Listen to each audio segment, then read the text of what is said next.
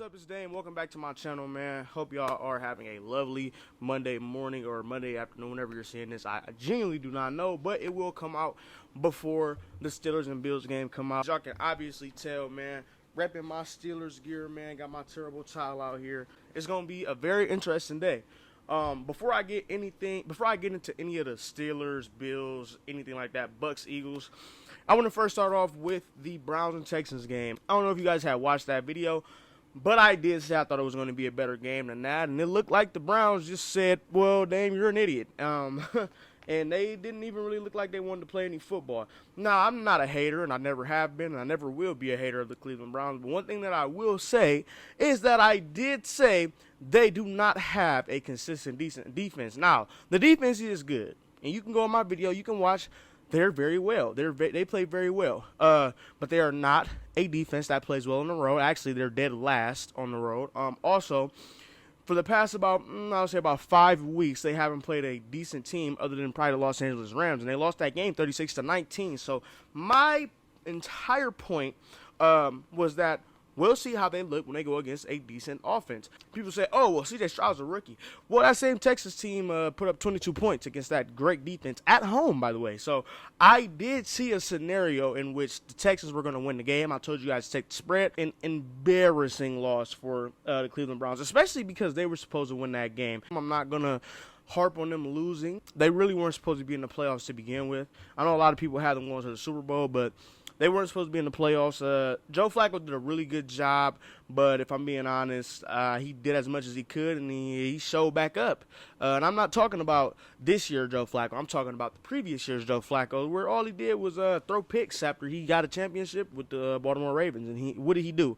He went out there, he threw some picks, and he showed us absolutely nothing except for the fact that he cannot be dependable, especially when you need him and you're down in the game, which they really haven't been down all season, other than when they played against the Bears, and they only won that game by 3 points, who the Bears are also not in the playoffs, by the way. But with all that being said, congrats for the Cleveland Browns for making it that far, and I hope it's going to be one hell of a season next year, and I hope that we have a great battle. I hope every time we play, it's scrutiny. I hope the games go up to the 40s and the 50s, and I hope it's competitive. It won't be like that, but I hope it is. Going on to the Kansas City Chiefs and the Miami Dolphins. I called it. I had the Miami Dolphins only scoring one time. A lot of people call me a madman because they're supposed to be an offensive powerhouse. But as you can clearly see, they are absolutely nothing when Tua is playing like absolute trash. And that's because what? They were in the cold. They played in the cold. Tua did not look comfortable. Tua, to me, doesn't even really look like a franchise QB. He doesn't look like he's the future of the Miami Dolphins.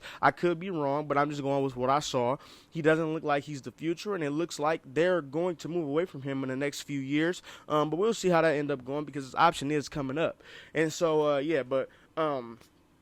I think this is pretty much just a smack in the face to anybody who honestly thought that Patrick Mahomes wasn't that guy, or they thought that maybe he was just going to take a year off. No, that's not who he is. He's going to make sure that he plays hard every single game, and his teammates, all they did was match his energy. They still dropped the ball. It wasn't like they became prime Randy Moss out there, but they put effort in. They caught the ball when it mattered. Rashee Rice looks like a #1 receiver. Isaiah Pacheco is one of the best running backs right now in football. And Patrick Mahomes is still the best quarterback in football. And without me forgetting, the Kansas City Chiefs are the second best defense in the playoffs right now behind the San Francisco 49ers. And so with all that being said, you should be very, very afraid for what they have to offer. I want to get into some of the games today. You see I got my terrible tie and whatnot. You see that? So I'm going to get into the game after. I'm going to get into the Eagles and the Bucks game. I think you guys are probably going to sleep on this game a lot because the Bucks got Baker Mayfield. I know people don't like Baker Mayfield. I know a lot of people don't like Baker, especially for what he did with the Browns, but I do believe that Baker does have the capability to win a game against that Eagles team, mostly just for the simple fact that, first off, A.J. Brown is not playing today. Jalen Hurts has been banged up the entire year. DeAndre Swift has been on and off. All in all, it does look like the Buccaneers have a chance to win this game. And I'm going to tell you all, if Baker Mayfield plays, take the +3. I do think that the Bucs are going to win the game, but at the very least, take the +3. I think he's a really decent, not a really good, but I think he's a decent quarterback who can do decent things back there. I think he is a game manager, but I also think he can be a game changer.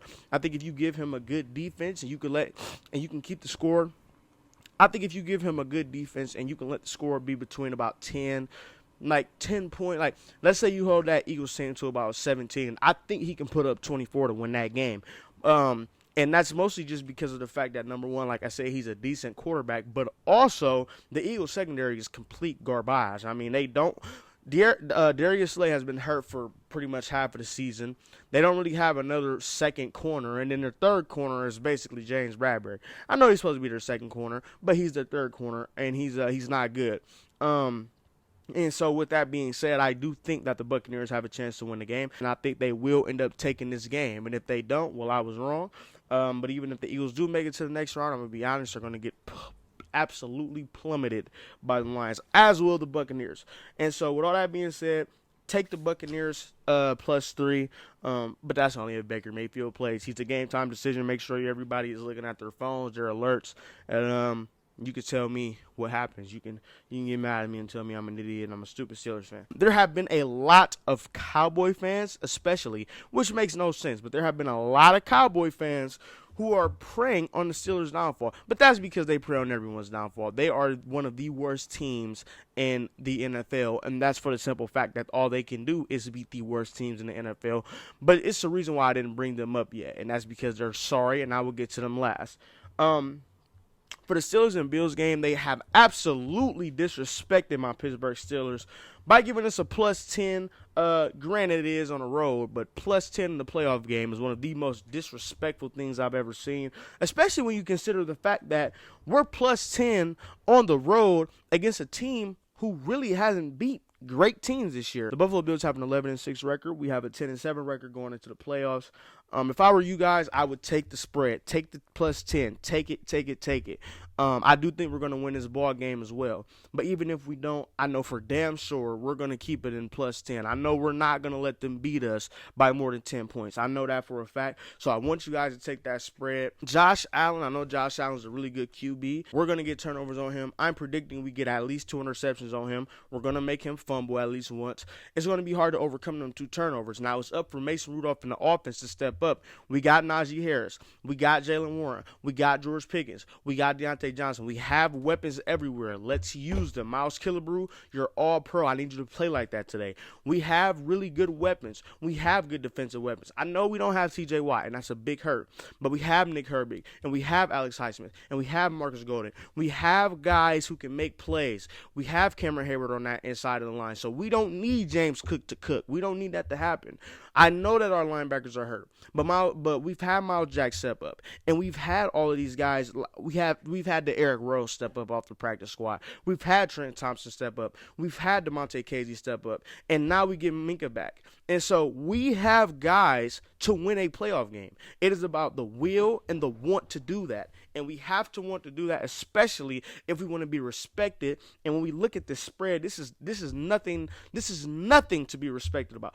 This is one of the most disrespectful spreads I've seen in the first round of a playoff game in a very, very long time. +10 on the road. +10 on the road. And so if I were you guys, I would take that. As for the Buffalo Bills, I really hope you guys have a different game plan than to just let James cook the entire game, because I know for a fact that will not work. We will come to play today, and we will make sure this is a good ball game. So like I said, make sure you guys take that +10 on the Steelers, and if I was wrong, you can just come back to the video. You can roast me. It doesn't matter. It doesn't really matter to me, especially if it's a Cowboys fan. What happened? I just really want to – the Browns, that was pretty embarrassing. I will admit. But they have, they don't really have an excuse. It was a bad loss. But at least, or for the most part, I believe so, there weren't thousands and thousands and thousands of people who said that the Browns were going to the Super Bowl. The Cowboys were supposed to be a Super Bowl team. It was supposed to be the Cowboys and the Niners linking up in the playoffs. You had Micah Parsons on his podcast. That's the best thing he does. Matter of fact, I need to get some lessons from him. He's a master at it. It seems like he's better than that than he is at actual football. Because I don't even think he was on the field. Was he on the field? Did Micah Parsons and Myles Garrett play this weekend? Because I genuinely do not remember. But if they did, well, guess what? They let's give them a round of applause for being great magicians on the field, because they were absolutely nowhere to be found. That disappearing act was beautiful. They're going to have the exact same productivity that TJ Watt is going to have. And you want to know why? That's because TJ Watt isn't playing today, baby. But guess what? The Dallas Cowboys sold the bag. They sold, and they didn't sell the bag lightly. They sold a big bag. Like, they let the Green Bay Packers, with the Jordan Love, who was in his first year starting, who was also having an amazing season, by the way, he went up in there and dismantled the Dallas Cowboys. I know C.J. Stroud did what he did to the Browns. And that was pretty bad, because C.J. Stroud, he's having a great year, and he's a rookie, but it never even felt like that Dallas and Green Bay game was a game. It never felt like that. I mean, at least with the Browns game, they were in it for about the first 2 quarters, and then they kind of got away from them. This was never a game. It was never a game. And Dak Prescott, you are out of Dallas. Jerry Jones, you should be out of Dallas. and Mike McCarthy, are you kidding me? Mike McCarthy, you're done. You're done, buddy. Yeah, CeeDee Lamb, free CeeDee Lamb. He's the only person on that team who deserves any type of praise for what he did. Same thing with Tony Pollard. They both showed up. I think they both played really well. But yeah, with that being said, man, the Dallas Cowboys got absolutely spanked, and I have no remorse for them, and I honestly don't care. And I'm definitely aware that if my team loses tonight, I'm going to get a lot of scrutiny. But there's nothing worse you can say to me than what just happened. Unless we lose by 60 points, you cannot say anything to me that would hurt my feelings, because I just watched the Dallas Cowboys and the Cleveland Browns get absolutely destroyed in playoff games. One more thing. Congrats to the Detroit Lions for winning their first playoff game in 32 years. That's actually very amazing. Dan Campbell was a hell of a coach. I know he got a lot of scrutiny for what he did against Dallas, but Dallas isn't even in the playoffs anymore. So Dan Campbell's a great coach. I think that guy Jared Goff, yeah, I think he's a pretty good QB. I know he's a system QB or whatever, but he won a playoff game, and so I'm glad he was able to get them a win, and I'm glad, I'm just happy for the Lions, man. They're a very fun team to watch. They beat Matthew Stafford. The Lions fans definitely let them know about it, and yeah, so shout out to the Lions. And shout out to the Rams for making it as far as they did, because they did not have a good record. I'm pretty sure they started off the year like 3-6 or something like that. Ended up making the playoffs, man. So, shout out to both of them teams. Really, really good teams. Really hard-fought teams. Really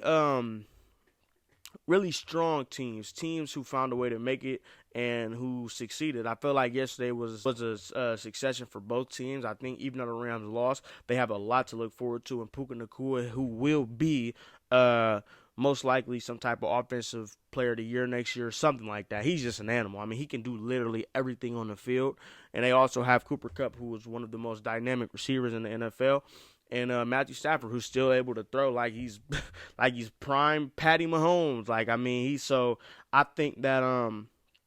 I think that the Rams have a lot to look forward to next year, and I think that the Lions are just riding right now, man. I would love to see the Lions go to the Super Bowl this year, but you never know.